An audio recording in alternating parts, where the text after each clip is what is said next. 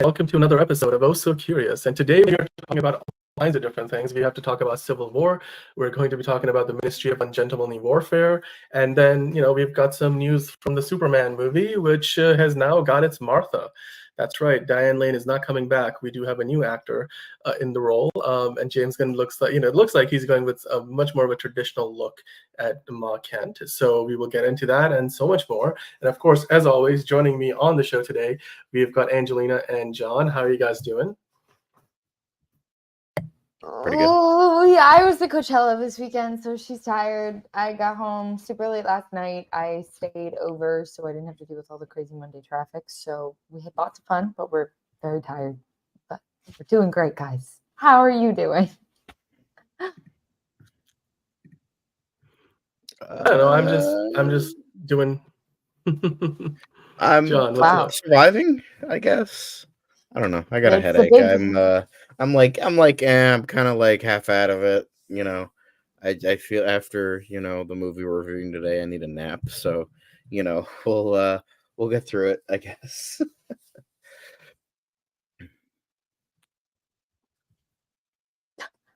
Dan, what are these massive pauses? Are you alive? All right. Sorry, guys. I think Dan. I'm having some audio trouble here, so I'm gonna try to figure that out. I'll let you guys. Audio and visual is a little start us off with the today. news. We gotta get into the news. Okay. Yeah. This is sorry, guys. Was this a strange show today? I think Dan is not home. Dan is elsewhere, and so his setup is a little different than he's not home literally and metaphorically. Yes, neither. But we're gonna roll through the show anyhow. So first things first, today we are talking about Participant is shutting down after 20 years. It's been a super notable film studio. It was known for Oscar winners such as Spotlight and Green Book. It essentially was founded 20 years ago by Jeff Skoll. He sort of built this film studio to talk about more. I mean, it started as more of like a philanthropic film studio that he was really fronting the money for in order to tell stories that really mattered to society in a time where a lot of movies weren't talking about these things, talking about racial issues. It didn't exist. And so Participant is one of the main film studios behind that, which has been really incredible just to see and to start the conversations. But they're shutting down, which is so sad. Jeff Skoll didn't really give any reasons as to the why. He just said, I'm ready to move on to my next venture and help the world in a different area of life. They kind of put around a bunch of different ideas, like John, like you said, in the Variety article that we were talking about. But yeah, it definitely seems like that. It seems like they were kind of circumventing what the real reason was, so who knows what it actually is. It sounds like he just doesn't want to spend the money on it anymore because film studios just aren't making as much money as they used to make, which is sad, especially when someone says it's a philanthropic situation, but I just don't want to spend the money on it anymore. It's like, okay. But, they have released some really incredible movies over the years, and it's time to peace out. Dan, did Dan peace out? I feel like Dan might have peaced out. I think he's still kind of piecing out. So I guess next story, it turns out that Quentin Tarantino also kind of bowed out of something. He is no longer moving forward with The Movie Critic, which was set to be his 10th and final film. Because many years ago, he stated that he'd only wanted to do 10 films because he says every director has only 10 good movies in him. So he's just, heading out of here. He's not, he doesn't want to do it anymore. That's literally the reason why. He literally just said, he's like, I just don't feel like doing this movie anymore. So I feel like that's such BS, to be honest. I feel like he's doing that thing where he's like, my last movie didn't do as well as I wanted it to do in my hopes and my dreams. And it wasn't like the best thing ever. So we're just going to do some press and we're going to faux quit. How many people have we seen fake quit in the last 5 years? Yeah, it seems like weirdly off, but I feel like it's a very Quentin Tarantino thing to do. Because at least because I feel like he's just the type of guy like, yeah, I didn't feel like doing it anymore, so I'm gonna do something else for my 10th and final movie. He did tease a lot of stuff like back after Once Upon a Time in Hollywood came out. Yeah. I mean, there was that fourth Star Trek movie he wanted to do. Producing it, I don't know if he wanted to direct it. I think he was producing and writing it, and then that never happened, and that's now evolving into something else. And he also said he wanted to do a slasher movie. He wanted to do a movie on the Manson family. He had a bunch of ideas. So it seems like there's something in the docket for him, and Movie Critic wasn't in. He was apparently writing the script, and then he had to rewrite it, hence why it got delayed. So it seems like Quentin Tarantino is like he wants to find the right movie to do as his big final movie. But I mean, that makes sense. Like, yeah, I mean, he's just had so many incredible movies. Maybe he's just trying to quit while he's ahead. It just seems a little weird. Like, I've been making movies for, I mean, how long has he been making movies? Like, over 20 since 92, like at least 32 I'm like, years about. yeah, okay, so his first movie was Reservoir Dogs in Mhm. 92, Pulp Fiction in 94. I just feel like it's a little premature. I feel like he's going to go into semi-retirement for like 10 years, and then he's going to be really bored, and he's going to release another movie. That's what's going to happen. Maybe he seems like I feel like with him, he's not gonna pull like a Hayao Miyazaki where he's just like, yeah, this is totally my last movie, and then like 10 years later, he's gonna come out with something. Because he did say he's still gonna produce stuff. He's still probably gonna write stuff. He said he wants to focus on He's just sick theater of rather than directing it. Movies. He's just not directing. He said he's done his He wants directing to focus on specifically. theater? Yeah, he said he wants to do plays. So I don't know. Quentin Tarantino's a pretty weird dude. I mean, any He's a dude with a foot strange dude. fetish is kind of weird. So, he wants to, move on to whatever feature. Hopefully, this also includes Brad Pitt because Brad Pitt was set to star in the Movie Critic. So I do hope that includes it because I think Brad Pitt Yeah, did a really good job in Once Upon a Time in Hollywood. I think he got an he did. Oscar for that. So I just hope Brad Pitt can't talk today. Brad Pitt stays along with him. So yeah, but no more Movie Critic. Maybe somebody else. Maybe he'll give the script to somebody else, and somebody else will make it. But hopefully, his next actual 10th project is one for the ages. One can only hope. I mean, yeah, after movies such as like Django and Once Upon a Time in Hollywood, Pulp Fiction, of course, is a cult classic for life. Like Kill Bill, Yeah. all of the Kill Bill movies. I mean, when we're talking about like some of the most notorious Halloween costumes, it's almost always from a Quentin Tarantino movie. If you really think about it. Think about every year, it's like It's simple. the primary character from Pulp Fiction, like Kill Bill. It's maybe not Once To Upon be a Time in the fair, Hollywood. Kill Bill did rip off Game of Death. So I don't it's know what kind Game of of Kill Death Bill, is. but kind of not. So it was Bruce Lee's final movie that never got technically finished, but they tried to finish it and it didn't Didn't he work. die on set or something? No, that was his son, Brandon Lee. He died on the set of The Crow. Bruce Lee died, I think, in his home of some like disease or something. I don't know, but let's not get into that. Or something. I don't know what disease. Oh, I God. think it was like a heart attack. It was either a heart attack or something along those lines. So I see. Yeah. I mean, well, we'll see. We'll see what happens. Is the Movie Critic even like set to premiere in a certain year yet? Is it even that far along in production, or no, not quite? It said he was only writing it. He just rewrote the script. They weren't filming, they weren't doing anything, so it was still in pre-production. And he just decided like, I'm over it now. Bye. And then he's gonna direct something else. I am so sick. Sorry guys, my AC turned on, so we're just gonna turn that puppy off really quick. Yeah, I feel like you have to really love it in every single moment of it. And there's so many parts about making a movie that is so grating, especially the politics on sets, especially the politics in big movie sets such as his. He's probably arguing and fighting people all day long to see his vision, and they don't, or they don't want to invest in it, or they don't think he needs that much money. Like, I'm sure over time you get sick of it. But Sure. I don't know. I have faith that he'll be around for a lot longer than he's saying, but we'll see. Next up, you guys, we are talking about, what are we talking about? For All Mankind, We're talking about which I think is For All my favorite show. It's one of my favorite shows. I mean, can you guys hear me, by the way? I just want to make sure my audio is you're back. good. Yeah, I just, like the computer just completely crashed on me as soon as the event live, and I'm like, what do I do? But Yeah, anyway, I was here we are. literally like, so I don't know where we are. And I think we are, in fact, live. So we're just going to keep going here from all of our homes. We're still live. I mean, John, you can always check the YouTube channel, but I'm pretty sure people can still see us. In fact, I have it open right now. Yeah. if Nobody's there's commenting, but there we go.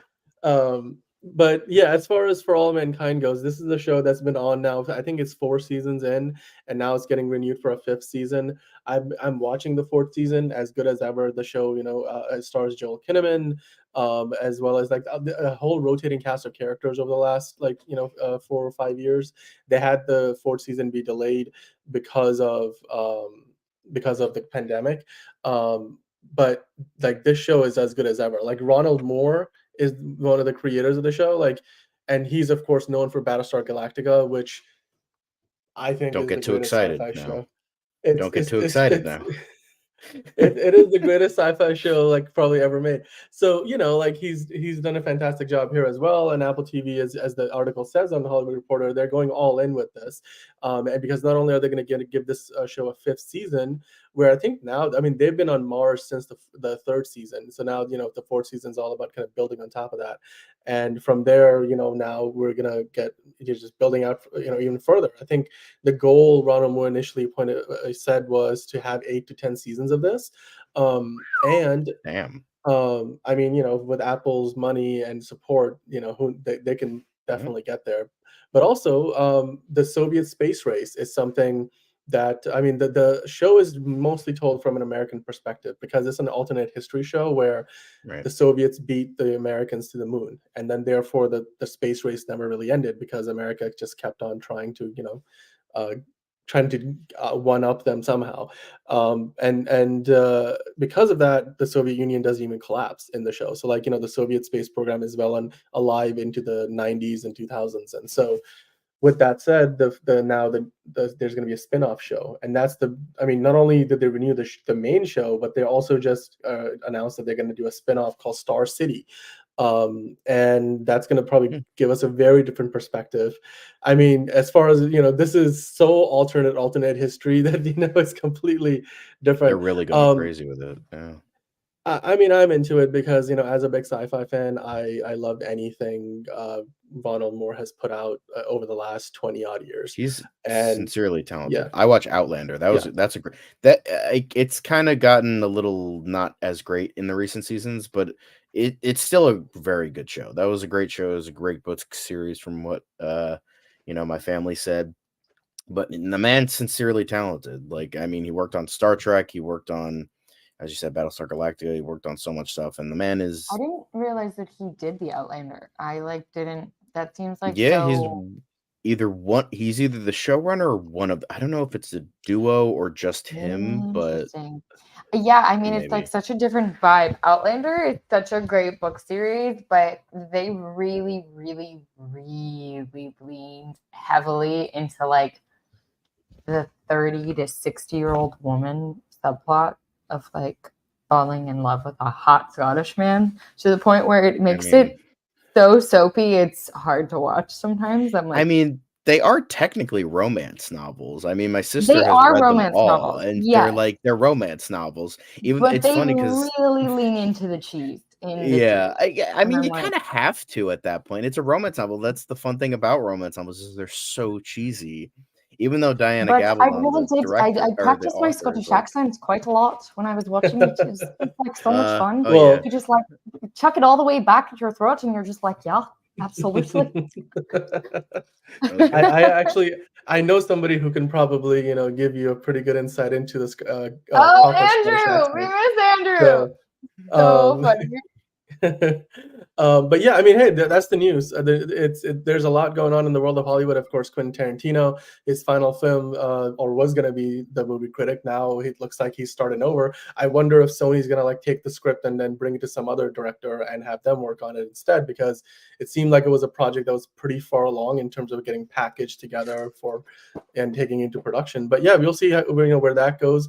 And Participant, I mean, yeah, it seems like they sort of just said, we're just not quite making the money that we used to. It's similar to what happened to the folks behind the Superman movies in the 70s and 80s.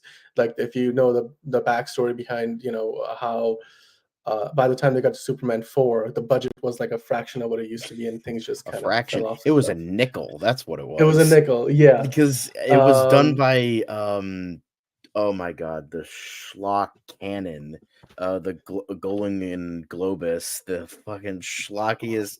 I mean, every like horrible B movie that came out in the 80s was because of them. And Canon had no money at that point, and they were like really like their plans. Quick side note: their plans for the 5th movie was to use the leftover footage from the 4th movie and just re-release it as a whole different movie and try to work around it. It's ridiculous. It's hilarious. It's something that I think Christopher Reeve was really disappointed by in terms of where things ended up. He was somebody who loved the character, and like he was a producer on those movies for a good chunk of it. So and then he had to get thrown off a horse. Couldn't even come back. Oh well. That's so sad.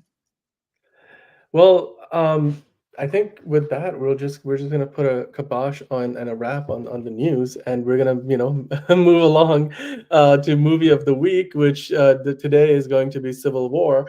So let's hop across and let's talk about a movie that a lot of people are calling disturbing, haunting, amazing, brilliant. It hits hard hitting. I mean, you guys said hard hitting before we started the show. Indeed. So let's talk about Civil War. And we're moving on to movie of the week. And let's take a look at this. It's a new movie that imagines what most of us consider unthinkable. Yet another American Civil War. It's terrifying, dude. One of the most incredible and tense scenes I think I've ever seen in my life. I wanted to claw my face off. There are certainly at least 2 or 3 images that are going to be burned into my brain, probably for the rest of my life. But at the same time, I also want to sit back and kind of take in the view.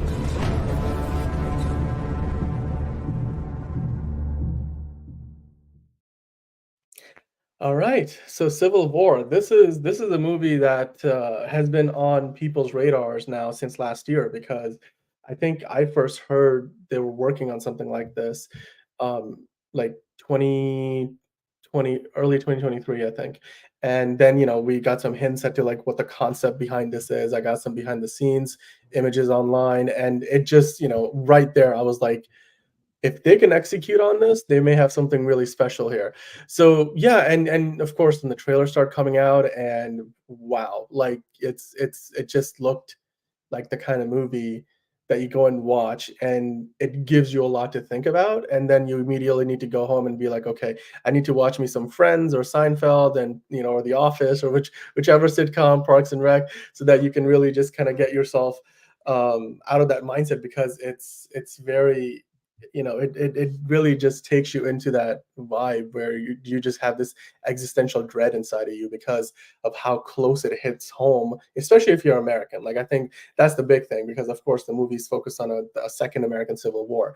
So if you live in the US and you're watching this movie, and then you're like, it's an election year, and there's no coincidence that this movie came out when it did. So let's talk about it. Of course, Angelina and John, you guys watched the film, so yeah, let's get into it. Like, initial thoughts. Angelina, let's start with you. What were your thoughts about the movie? So I went to go see the movie today. Mind you, Coachella in general is just like a lot of serotonin. You're running around, you're having so much fun. And then today I had to go see this movie. I came back from Coachella Valley last night. I've been just like hanging out with friends, having such a good time. And then you go see this movie and you're like, I need a drink. I need 6 drinks. I don't know how to feel. It's very when we say hard hitting, it's one of those movies that you can't necessarily stop watching. You have to keep going. It's enthralling. They don't lean on dialogue the entirety of the movie. They lean on a lot of imagery. They lean on a lot of just sort of like emotions in the movie, and you really can't look away. But it is also so terrifying, so scary, so real. I also feel like a trigger warning needs to kind of be like put in the beginning of the movie, not just because of what you're seeing, right? It's rated R. Everybody knows it's like it's rated R for this, this, and this, and this. The literal POV shots of all of this happening when there's no dialogue, you can't hear anything. They're doing POV shots of each of the characters throughout the movie. It quite literally is giving the feeling of someone who is having a freaking mental breakdown and who is disassociating so hard that all they can do is like remove themselves from the situation and like look around. But that's throughout the whole movie. So it really, really pulls on like a lot of crazy emotional triggers. And then it also very heavily leans on this whole feeling throughout the whole movie of like it, and very similar to what's going on right now, with the wars, where we're here in America and we're safe when we're fine, but we're seeing all of this imagery and we're seeing everything from Gaza and seeing everything from Israel, and we're seeing, and we know what happens, but we're removed from the situation. You are seeing them make the decision to remove themselves from the situation in order to keep on doing their job. And that right there is hard, because I know we're all conflicted with it every day, that we're not doing enough, that we're not doing this, and we're seeing the imagery, but you see them in real time make the decision to remove themselves and their emotions from it. And it's a lot. Yeah. Yeah, I mean, this is the kind of movie that, again, when you go to watch it, like you said, you have to kind of be in a certain mindset, because it's not something that you would walk away from just like, oh yeah, that was just another trip to the movies. It was great, and so on and so forth.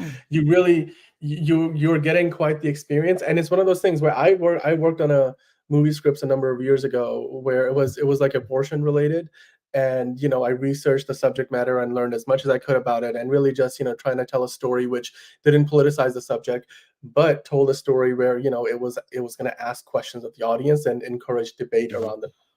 And I feel like everything that I've been told about this movie, it's sort of that, like, people that it doesn't overly politicize the matter, yet it gives you a very visceral look, and so it does it in a way where it hits close to home, because not only because it's an election year, but because a lot of the themes that are pervaded in the film are very much in line with what's going on in the modern day United States of America. So, like, you went and saw it. So, like, what were your impression of the movie? And then that's what I've heard about it. Is that something that rings true for you?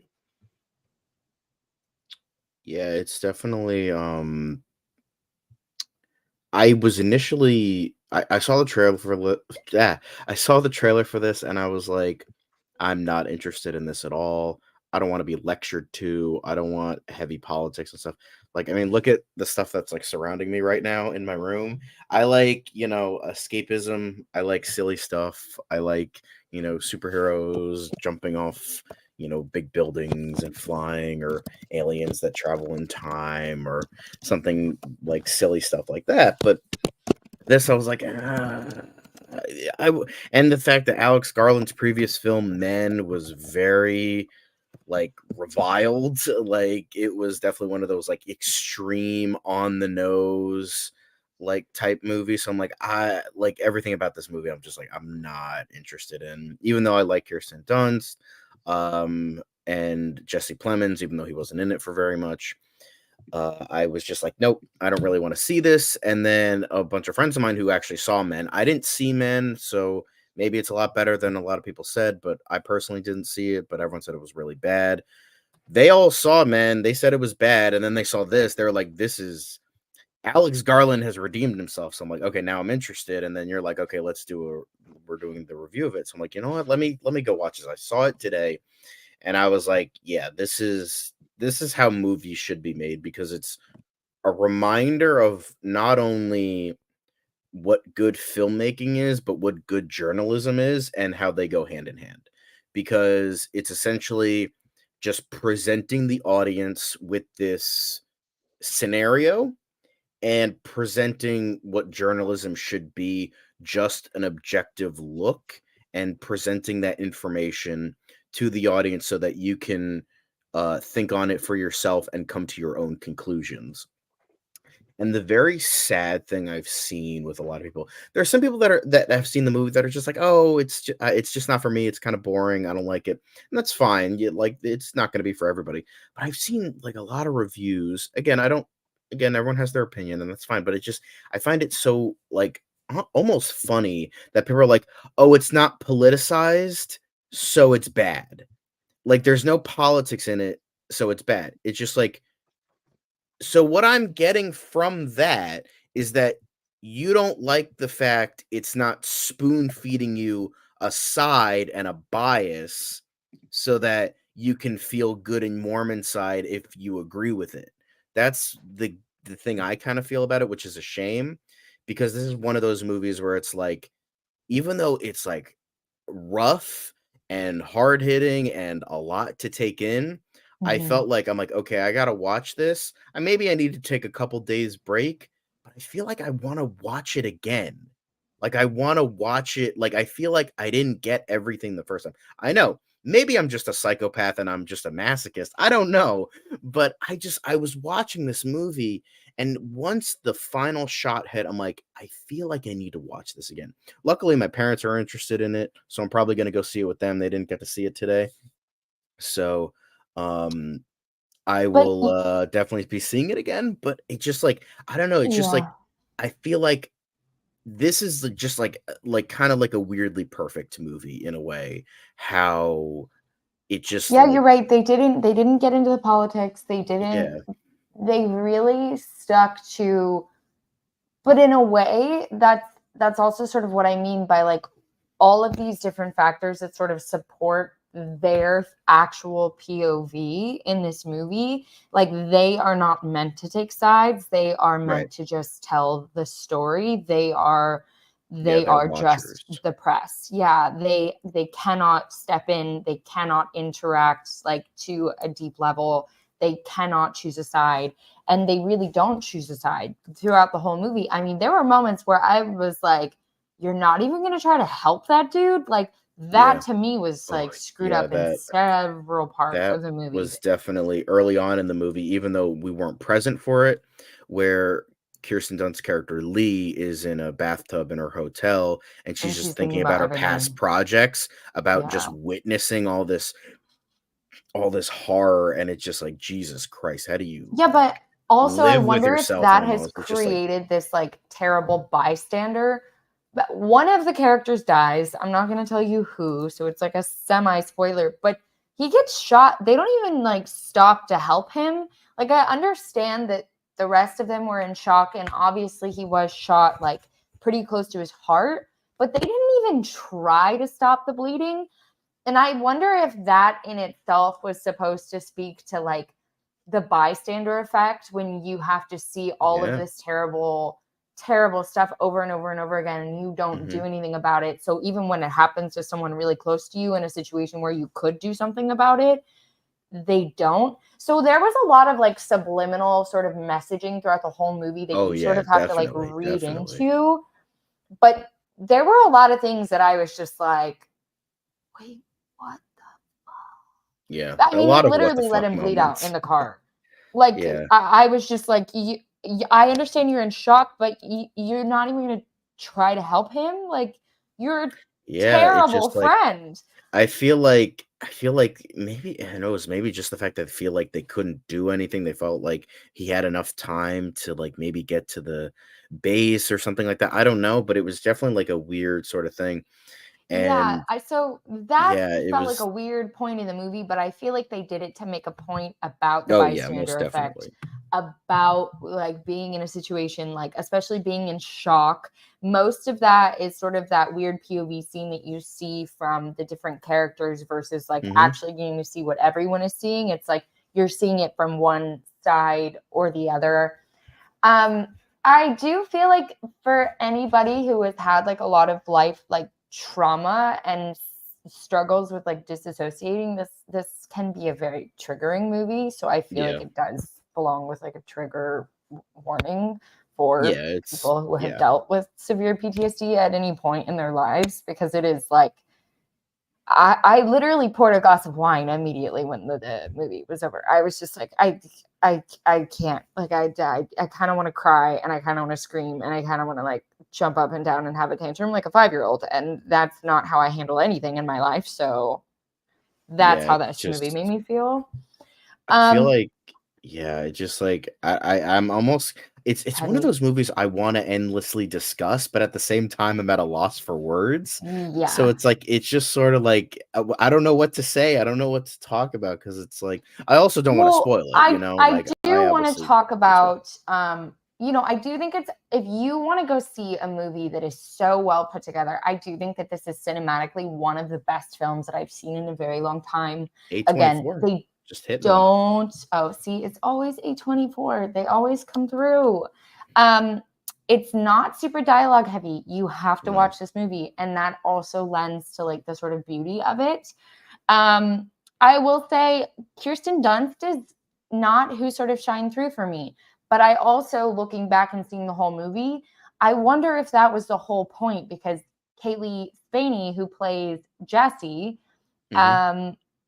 she in a way almost picked up the mantle, and all throughout this movie, Kaylee's character is actually the one who shines through for me. Like, she has like so much light in life. She's an incredible actress. She she's really definitely lights up. Yeah, I heard she was great in Priscilla. Yeah, she was incredible in Priscilla. I had a lot of issues with Priscilla, being not namely like the story, but it's funny because in a way this is like a very similar sort of, obviously one is a historical story and this is like sort of a take on what could happen. But yeah, she's really incredible. She has this sort of like effervescence about her characters, where you're very attracted to her, and I think she did such a good job in this movie. Kirsten Dunst was kind of whatever for me, but I feel like her character was meant to be kind of whatever. Yeah, because I feel like she was just so torn apart by everything she saw. She just like couldn't like give a fraction of a fuck. But it was almost like her character was like 2D. Like it wasn't even like a 3D. Like something was missing. But even that does feel like it could possibly be. Maybe that was the point. I also really loved Wagner Moura, who was playing Joel. He was great. He was incredible. He was. Fun. I didn't know who he was. So throughout the movie, I'm like. Discount Pedro Pascal. That's the vibe I got. Yeah, a little bit. Yeah. I was like, I have no idea who this guy is. He's really good, but I'm like, I don't know your name. And then when he said Wagner Moura, I'm like, okay, I still don't know who you are, but you did a really good job. But yeah, this movie is just, I feel like it kind of reminds me of, in a way, just like one more quick thought before we move on. It kind of reminded me of Saving Private Ryan in a way. How I remember my dad talking to me about this after we watched the movie years ago, how he's like, I don't view the movie as like Saving Private Ryan. Like that's not the main movie.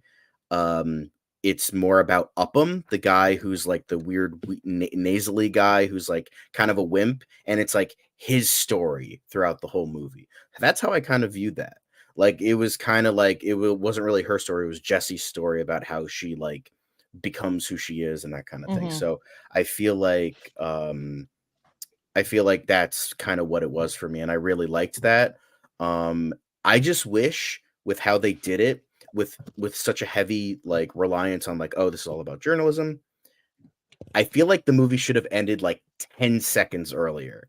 Maybe you know what I'm talking about, but like I feel like just like 10-15 seconds earlier, and I feel like they really would have hit it home a lot more. Not saying the ending was bad. I just feel like it would have hit with what they were trying to say a little bit more. But still, overall, great ending, great film.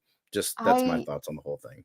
Yeah, I was like, I honestly think that they did all of that the way they intended. I could have Oh, I totally know, done yeah. without the president in general. Like that whole scene, I could see being cut for sure. Like just end Yeah. on her taking the photo of Kirsten Dunst like falling down, and I feel like that could have been the end of the movie. I Yeah. can see that. Yeah. Well, Spoilers. yeah, it is a spoiler review, so I definitely get that. I I mean, don't know but if you it know, the is big, spoiler review or not, so I'm not sure. I always try to yeah. stay away just in case, you know.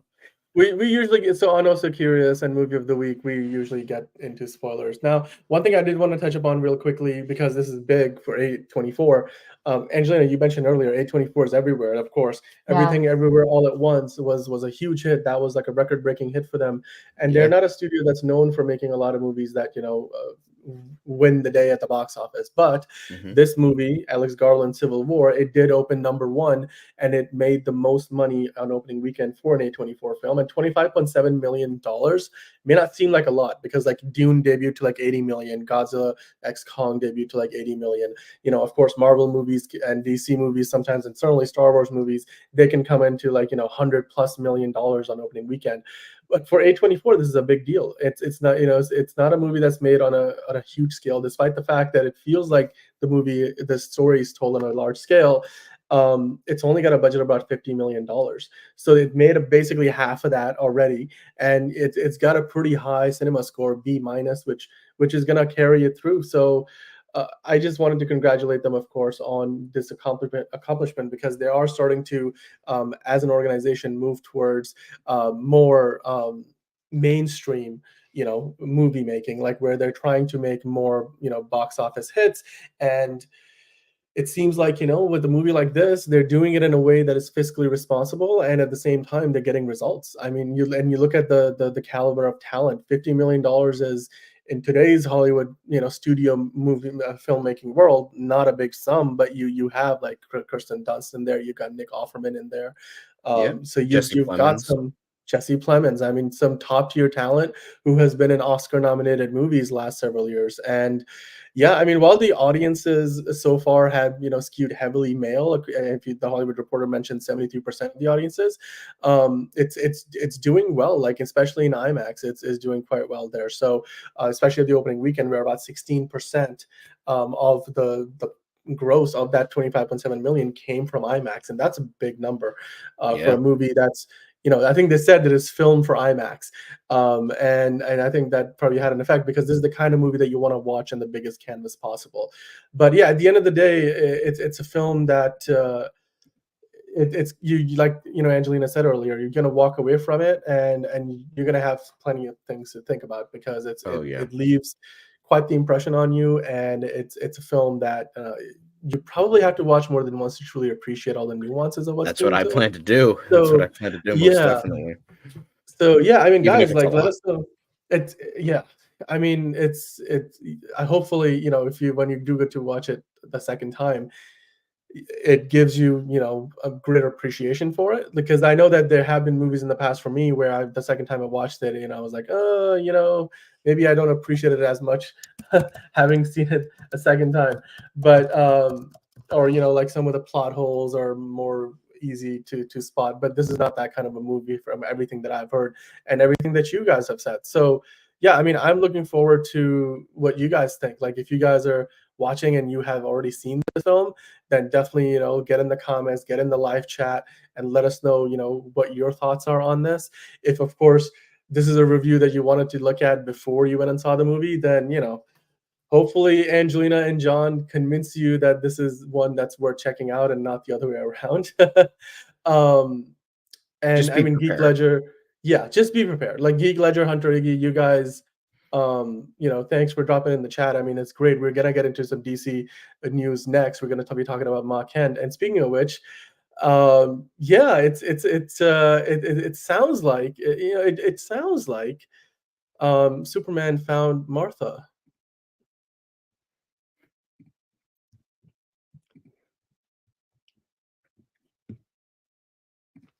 All right, guys, welcome back to another episode of DCU Daily. And today we're going to talk about Superman and how Neva Howell has been cast as Martha Kent, Ma Kent. Of course, yesterday we got the news that Pruitt Taylor Vince is going to be playing our Pa Kent, Jonathan Kent, in the new Superman movie. And today, also from the Wrap, I mean, because they broke the story yesterday about Pa Kent, today they broke the story about Ma Kent. So yeah, as I have been colloquially calling it, it looks like Superman has found Martha. So John, what are your thoughts on Martha for this new DCU has finally been found? I Martha, mean, Martha, Martha. we were talking about yesterday how, like, oh, this guy's a smaller name. Maybe not a lot of people know who he is, but he was still in quite a few like well-known movies. I was going through Neva Howells and I'm like, I don't know like a single movie that this woman has been in, but she's got the look down. And I sent you this video. I don't know if you could see it because it's part of a group I'm in, but she was talking. I don't know if she did this when she was cast or if this was for something else. I don't know, but she posted a video of her talking about like what she does like on the side, because she hasn't really been in a lot of movies. I mean, she's technically been acting since the 80s, but she's only been in like maybe a dozen of like from like 1989 to like the 2000s, and then now she's kind of hitting a stride a little bit more and more. But she was in this video and I saw it and I'm like, oh my God, she's the most perfect Ma Kent ever. She is so adorable and she's so like just like kind. I'm like, this is someone who's most definitely Ma Kent. I don't know how great of an actress she is, but she's got the look down, and I feel like she has that personality because she just like seems like such this wonderful, kind lady, and I feel like you need that in a Martha, and I feel like that's perfect. So even though I don't know her personally, I saw this one video of her, and I'm like, you know what? I think she's gonna nail it. I think Vince is gonna nail it. And I feel like they seem like a good couple with one another. So I'm Yeah, I mean, excited. they're I yeah. have a little bit less knowledge than I do of Vince. I mean, I know him from quite a few movies. I don't know her from anything, but I feel like with what little I've seen, she'll do a great job, most definitely. Yeah. I mean, yeah, she's done a few good things that we can talk about in this article on the Wrap where they broke the story. They did mention that her recent credits included Diary of a Wimpy Kid, and she was in Steven Soderbergh's Logan Lucky, which was a very underrated movie, and then My Fellow Americans. So she's been in a few projects. She's again one of those actors who see in something but not necessarily walk away thinking, oh yeah, I saw her in that project. But later on, if you were to see it, like, oh yeah, she was in there. Like, she doesn't really stand out much. And yeah, if you look at the history of the role, of course, Phyllis Thaxter played Martha in the 1978 film Superman. Or I should just say Martha Kent. I feel like at this point the joke is outlived its relevancy. Marie Saint played the character in 2006 as Superman Returns, and then, of course, Martha, Martha, Martha. Diane Lane played the character. When Lex Luthor brought Superman to his knees without kryptonite for once, and Diane Lane, I think when she was cast in the role, people were like, "Isn't she too young to be playing Superman's mother?" I remember this at the time, and then of course, they all saying that because it's Diane Lane, because of course it's Diane Lane. I mean, if they can cast, has Aunt May, Marissa Tomei as Aunt May, I think anything can go nowadays. It's like, come on, you made this little old woman a goddamn MILF. I mean, you can do anything at this fucking point. It doesn't matter. So as long, they got two people in their 60s, I'm like, you know what? Good for them. They actually, did it properly this time around, I guess you could say. But that does kind of feed into the theory. The fact that they are so much older it feels like that they are going to go for more of the post-crisis version where they are both alive. And I feel like that's just something I would like to see, because as I said yesterday, it's just unique and it hasn't been done that a ton outside of the animated series. And I think Lois and Clark, maybe a few others, but for the most part, it's not. And I'd like to see that. Like, I just feel like that works, and I feel like definitely got that look. She's got that kind of kind eye to her, I guess, and I really like that. Like she just seems like a nice old lady. Like I know she's not that old. I mean, but she's just nice. Like she just looks so nice. Like oh my It's god. yeah, yeah. I mean, I think I agree with you in the sense that this is very much going for that more of a traditional look at the characters in terms, or not traditional, but in the sense that they're going for that more homely feel, you Mhm. know, where you're getting a version of the parents that are going to be there to provide him advice and guidance, but they're not necessarily, like Diane Lane's character was like, be their hero and be their whatever, or don't be any of it. You don't know them a thing. Like, it seems like in this case you're gonna get some like You're gonna get someone who Martha Kent. actually feels like the Kents. Crazy. It's I mean, look, the Man of Steel had a certain, like, very specific creative direction to it that I enjoyed. I mean, I'm partial to Man of Steel, but yes, as far as where we're going with this, I mean, I think just this again kind of tells us that when it comes down to Superman, James Gunn Superman, he's going to be doing basically just about everything he possibly can to give you the what in his mind is a quintessential Superman movie, a Superman movie that is, everything that in a lot of ways Man of Steel wasn't, like whether it's like, the hope, the just something that's, makes you feel good about what you're watching. And I think that's continued to be just hammered home by the castings of, Mhm. Pruitt Taylor Vince and now Neva Howell. It just gonna be one of those situations where every time, David Cornstarr Superman and Clark Kent goes back to the farm in Smallville, you know that they're gonna have maybe some iced tea on the counter, and they're gonna be able to like talk things up and have just a nice homely conversation. um Hopefully, that not what was it, grandma's peach tea. We don't want any of that, but some iced tea would be nice. A stroll in the farm would be nice. I mean, Um, I'm looking at her biography page right now, and she was born in Georgia and grew up in Alabama. So that's about as southern as you can get. So even yeah. though, it's Smallville, Kansas, that's more Midwest than South, I feel like that definitely adds some, I mean, dude, relevancy to it. she's based out of Chattanooga, Tennessee. Yeah. It's So, right there.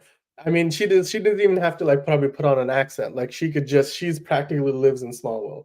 I know it's not quite Kansas, but like, it's basically Kansas. So I mean, all around, when I think about, what we're getting more and more now, seeing, all the cast members that we have got in this movie. Of course, you have the superheroes, like, and you have the engineer, and you mhm. have Nathan Fillion playing Guy Gardner. But as far as the family, that they're putting around Superman, around Clark Kent, we're getting a very good sense of, um, the kind of family that we're gonna have. And don't worry, I don't have that loaded up, so I'm not gonna hit you with the uh, I've got You friends, say I've that, got but then you'll family. play it. I don't trust No, you. I don't have it. I really wish that I did. I'm just, I'm not in my home home digs right now. This is a remote studio, so I can't really, hit you with that. But A likely story. I mean, it's true though.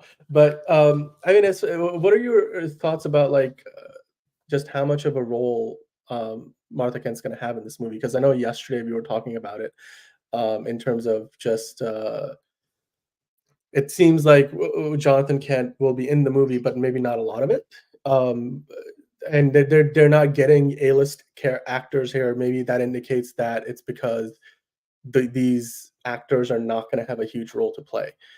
Because of course, when you cast Kevin Costner and Diane Lane, you expecting them to have a huge role in the movie. They're going to be central to not only that movie, but maybe and all the follow-ups. Like, of course, Diane Lane was in Batman versus Superman. She had a role in the Justice League movie. So do you think that this Martha Kent is gonna have a role beyond just the Superman movie? And also, how big of a role is she gonna have in this Superman movie? I think she'll have like a pretty decent role. I don't think it's going to be major. I think like maybe like 15 to 20 minutes of screen time. I think she'll be alive. She'll be, um there for him, for Superman, for Clark, and I think they are going to I think they're going to I think having not A-list talent actually makes it better because then they'll be in a lot of the movie and not have to worry about a huge fucking paycheck for these guys because they're not as big talent. So they could have them in more movies, in more time in these movies because they don't have to worry about, signing a big fat check because it is Kevin Costner who's an A-lister. You have Diane Lane who's an A-lister. These guys are, TV actors for the most part. So I think you're going to get a great performance from them. You're going to get some great experience from them, and you're going to maybe see them, maybe not a ton, but a lot more time because they don't have to worry about money-wise, but you will still get good performances. And I look forward to that because I feel like that's something that you know, I feel like having that guiding light from the Kents is definitely something that's very important. I feel like with how they did it in the DCEU just didn't really work out. Um, I feel like, I mean, Diane Lane was fine. I feel like with what the role, it's just like you also had her saying like you don't know this role the thing. It's like, okay, the Kents wouldn't say something like that. And then That did when I first heard that, because I feel like that was in one of the later trailers. It did bother me a little bit because I was like, that's not quite what I imagined it to be. But then again, I was like, well, this movie is sort of going in that direction of like you're going with a more grounded, realistic tone, kind of like The Dark Knight in a way. And so that's how I accepted it, and sort of rationalize that. But ultimately, I do agree with you that it did feel a bit out of place, and even today it does. Like it's like, is that really what Martha can? Because I know like we were trying to make it, we don't want to get so far away from, because there's got to be a certain level of, you got to ground the story somewhere in a sense of reality, but that doesn't mean that she's the Martha can, like Ma Kent has to say that to Superman when he's looking for advice. But I think that was in BVS mostly, I feel like, right? Like that particular line. And it was more yeah, a I matter of just felt just, like that was, I don't she know, felt the just a world bit was turning off. against him. So like she was like, I'm in your corner no matter what, but you don't owe this world a thing. I Anyway, get that, but I just feel like it was still off. And then the thing yeah. I didn't like about Kevin Costner's Pa Kent is that I feel like the message was muddled. Like it's so funny how it, it also didn't help that like the majority of Kevin Costner's dialogue was trailer quotes that like did not help matters at all. And it just felt so awkward for him to be like, "Oh, you don't know this world of thing. You have a destiny. You're not just anybody." Like it felt like his like all of his all of his lines were trailer quotes. And then I feel like it was so muddled because he's saying like, okay, you have this bigger destiny. We're not Well, he alone in the doesn't really say universe. You that. have all It's, this, I all think, this, you well, have all the this stuff. line is, yeah, like the But line. Okay, because I'm not gonna let you get away with saying destiny. He says like, you have to decide what kind of man you want to be. You want to grow up to be, Clark, because he's gonna whatever change the the man world. is, That's he's gonna still change some the sort of world. I'm destiny like, that he you're putting a lot has of for him. weight on the kid's shoulders, but at the same time, he's being honest with the kid. I mean, I thought that in the moment that was very well put, because that kind of gave this sense of gravitas to the idea of like, A, Kal-El, Clark Kent felt that even as a child, but B, his parents acknowledged that. They didn't like hide that away. Like, whereas I think like they showed that, the Ma Kent like sort of protected him and kind of like make sure that he felt safe. Pa Kent was like, you're gonna have to grow up in this world, son, and then eventually we won't be there to save you or protect you, and so you just have to decide what that moral code that you're going to abide by is going to be. And of course we'll do our best to prepare you for the world, but there will come a time when you will be the most powerful man in the room, bar none, and it's what you do with that power, what you don't do with that power, that's going to define you. I think that was the message, which I thought was quintessential Superman.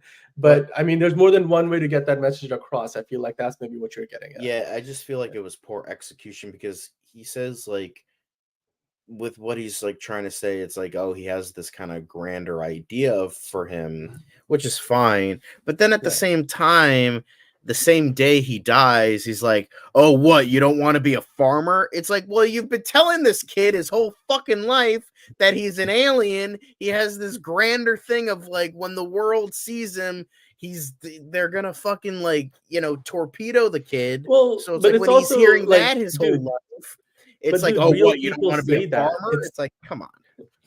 I get that, I do, but like I looked at that as like, yeah, but like he's a human being at the end of the day, and this is you know, to him this is his son. Like there's that moment like, why can't I be your son? He's like, you are my son. It's like clearly he cares for his son Oh, as yeah, a of father, course. and therefore, I mean, like, you know, like it's people have many sides to them, and I feel like this is the one thing Man of Steel did well. I feel like I keep defending the movie, but I'm not saying that, you know, James Gunn can't do as good if not better a job. And of course it's art, so like, you know, it hits everybody differently, and it would be comparing James Gunn Superman to Man of Steel, maybe comparing apples to oranges. However, I do, you know, like I think the one thing that Man of Steel did really well is it showed you these well-rounded human beings, and like we all have our good days, bad days, our innermost desires that may not line up with, like, you know, like for example, like parents who have kids, they want their kids to have all the opportunities and to be able to do whatever they want to do, but they want to maybe, you know, they want to sort of vicariously experience some things through their kids that they didn't have a chance to do, whether that's, you know, going on with the family business or getting to do something that they wanted to do. So there's all of those sides to it, and I think like it's one of those movies where on the surface it comes across as like you said, contradictory, but I just felt like that was a very human moment. And then of course leading into, like, you got to imagine then Clark has to live with the fact that the last serious full conversation he had with his dad before he passed away was one where they That's were very arguing. convenient. It was, it's an So argument. Oh, that means he's gonna die soon. Like this. I I don't know. mean, It's just okay, a fair enough. convenient Like, trope. Like, I but guess. well, getting back to Martha though, like, Yeah. okay, I'll just ask you this: are we gonna get a Martha moment in the DC? I fucking hope not. Please, God, no. We don't need another thing like that. It's like, who the fuck? What son calls his mother by her first name? What? Anyway, but I think we're past that. I think we're gonna get something that's truly like something more like homely and wholesome, and, you know, that farmer kind of vibe. Yeah. That a lot of people like so much. So Dude. I'm excited for her. I'm excited for Vince. That Yeah. both of them, I think, will do a very good job. So yeah, Yeah. I think I'm excited for this. It gives us a little bit more of a peek into what we're getting here. So yeah, I mean, that's pretty yesterday damn we were good. looking at the picture of Pruitt, Taylor Wentz, and The Walking Dead. And I'm like, oh, there it is. James Gunn probably saw that and said, that's, you know, my Jonathan Kent. And then you look at this picture on screen now of Noah Howell, and you're like, yeah, that's it. That right there could be Martha Kent.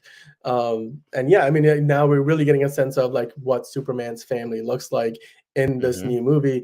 And I'm sure like we're gonna find out soon enough who's gonna play his Kryptonian parents, Jor-El, and I forget always the name of his, you know, birth mother, because it doesn't quite like.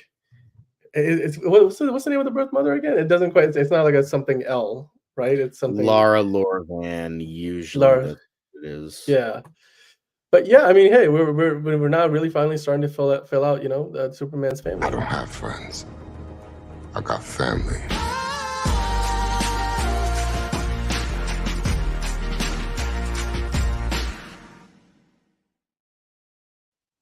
I knew it was coming. I don't care how much you were being like, oh, it's not coming. I fucking knew it was coming. I you know, I was like, I loaded it in and I was just waiting to. hey, to the people watching this, if you don't know how StreamYard works, well, you have no matter what account you're in, no matter what computer you're on, you have the same clips. It's attached to your account, so you can say, "Oh, I don't have it on this computer," but I fucking know because I use StreamYard. I'm like, I know you have clips on here. I know you have the same Yeah. clips because I use this I'm site just- too. So I know you're gonna play it, and you're gonna be like, "Oh, I'm gonna put it where he doesn't expect it." I knew, I expected it. You can't pull a fast one on me, sir. I got you. You know, I mean, I'm not the one pulling a fast one on you, as Dom What's Toretto. real is family.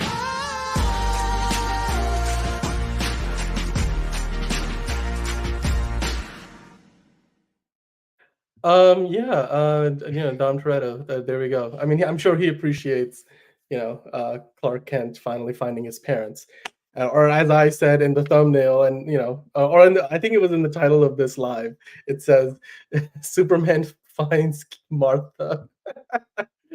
He's been looking for since 2016. He finally found her.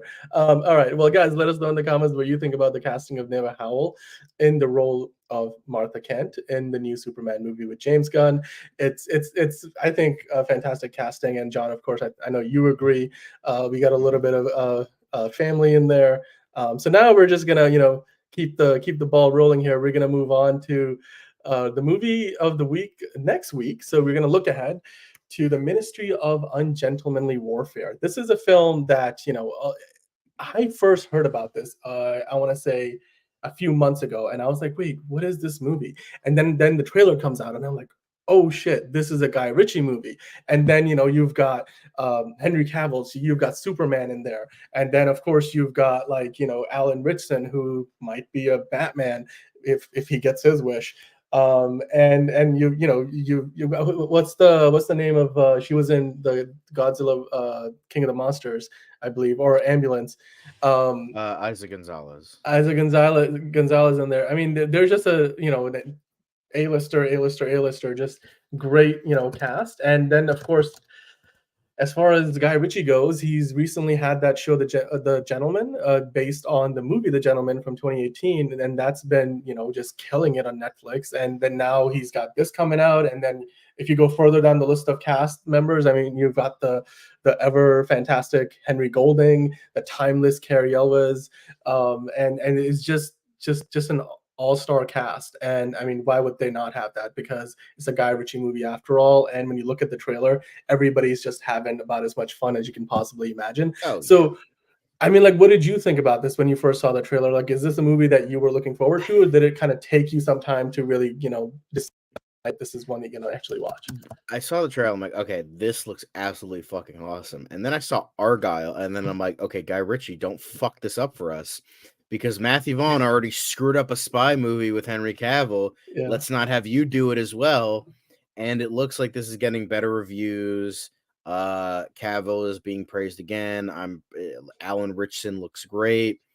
Isaac Gonzalez, great. Henry Golding, great. You even have Freddie Fox playing Ian Fleming, so that's kind of fun. I wonder how Christopher Lee shows up in here, because he did he was on this team in real life. So I wonder where he shows up. But yeah, I hope they I just hope this is good. I hope this is good, because I'm like, I can't imagine, like, okay, we get two terrible spy movies featuring Henry Cavill in the same year. I'm like, I don't want that to be the case. So I think I do hope that I hope this is good, but it looks great. It looks like a lot of fun. It looks like quintessential Guy Ritchie. It looks just insane, and it looks like so much fun. And I just hearing Richardson in like with a Dutch accent and having him in like little spectacles is just hilarious. It's like you have this fucking himbo of a man, and he's like, oh, look, he's wearing these cute little spectacles. Like, I don't believe that for a second. It's like when they tried to make Sydney Sweeney into a cute little schoolgirl for Madam Web. It's like nobody's believing that. Nobody's fucking believing that at all. But I think it's funny, but maybe that adds to the whole thing of it. But yeah, this looks Oh God, this looks so fun. I just want it to Dude. be good. I want it to be good so badly. Dude, Guy Ritchie. So not Guy Ritchie. Alan Ritson. Alan Ritson's arms are bigger than his head. It's crazy. Like, look at that. Like, holy shit. Like this. I mean, look. I personally think he could play Batman if he wanted to. Would he be a great Bruce Wayne? Probably not. But like, because he's not really the greatest thespian in a sense. But Not really. yeah, I mean, as far as like this movie goes, you've got just a who's who. Like Danny Sapani is an underrated actor who we have seen in things, but you probably don't remember. Henry Zaga, I've seen him in a couple of things. You've just got a lot of like Henry Golding. Oh my God, like Crazy Rich Asians, and he had that bad GI Joe movie. But I mean, then you got Cary Elwes. I mean, you got Cary Elwes in this movie. You gotta watch the movie. It's gonna do well. This is a Guy Ritchie film, so people are gonna go there just for that. And when it comes down to it, ultimately, this is a movie that is tracking well at the box office. So it looks like people are excited, and it's gonna be a movie that will come up against Civil War, which in its second weekend is gonna face some stiff competition. You're gonna have this movie, of course. You still have Kingdom of the Planet of the Apes, and coming up, and you're gonna have Abigail, that horror film. The monkey.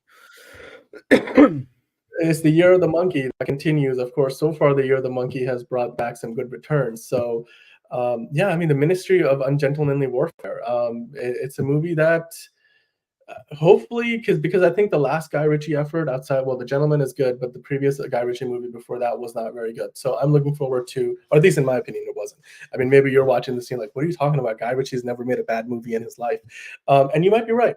But as far as our watching of the Ungentlemanly Warfare, I'm shortening the title because it's too long. I mean, honestly, it's like people are just writing. Just call it Ministry. That's what everyone else is doing. It's Ministry. It's too fucking long, man, and it doesn't roll off the tongue. It doesn't roll off the tongue. It's a great. It looks great, but the title is not. It's not. Yeah, it's not a very good title. But yeah, I mean, hey, maybe people will just exactly, just call it Ministry. Hey, you've seen Ministry? Yeah, I went to see Ministry. What'd you think about Ministry? Oh, the one with Henry Cavill? Yeah, it was great. So, and dude, I'm excited to see the on-screen portrayal of Ian Fleming. And yeah, Christopher Lee. Maybe we'll get a surprise. Maybe we will see somebody portraying Christopher Lee. This is gonna be fun. The trailers have looked amazing. I know you're gonna go see it. I know I'm gonna go see it. And then of course we will be back here. I know Angelina's probably gonna go see it. She had to head out today a bit early. But if you guys missed her on the show, you can scroll right back and watch her review of Civil War. Of course, we talked about some news like Quentin Tarantino deciding that The Movie Critic is not going to be his next and final film of his career, the 10th film in his illustrious portfolio. And he's just going to start over. So Sony's kind of left with the script, and let's see what they do with that. And of course, For All Mankind got renewed. We talked about Participant, the studio behind Green Book, and a number of other Oscar-winning films finally shutting down, which is never a good thing. But it looks like they ran out of money, and that's a story as old as Hollywood. Yeah, John, thanks for joining us on the show as always. Superman found Martha. I'm sure that's going to have all kinds of repercussions for the rest of the DCU, because it sure damn did have a lot of repercussions for the DCEU. So we'll see where that goes. And guys, thanks for joining us on the show this week. We'll be back here next week again with lots of new Hollywood news. We're going to be talking about the Ministry of Ungentlemanly Warfare, and we'll be talking about probably Planet of the Apes. That movie looks good. And of course, then we've got Zendaya's Challengers coming up too. So you've got lots to look forward to. But also curious. And then tomorrow and the after tomorrow, come back here. We're gonna have another episode of DCU Daily for you. We're doing Song Casting Friday. So we're gonna be picking out our picks for Joker Folia 2. And there could be as many as 15 songs in there. So we're just trying to make our best guesses, and I think we've got some good ones in mind. So until then, guys, go out there, watch something great, whether it's in a movie theater, at home, streaming, and then come back to us and talk to us about it, whether it's a movie or a TV show. Shogun, The Gentleman, Three Body Problem. There's all kinds of good TV out there. And of course, if you're going out at the movie theater and you go watch the Ministry of Ungentlemanly Warfare, you can come back here for the review next week. And until then, we'll see you here next time on Oh So Curious.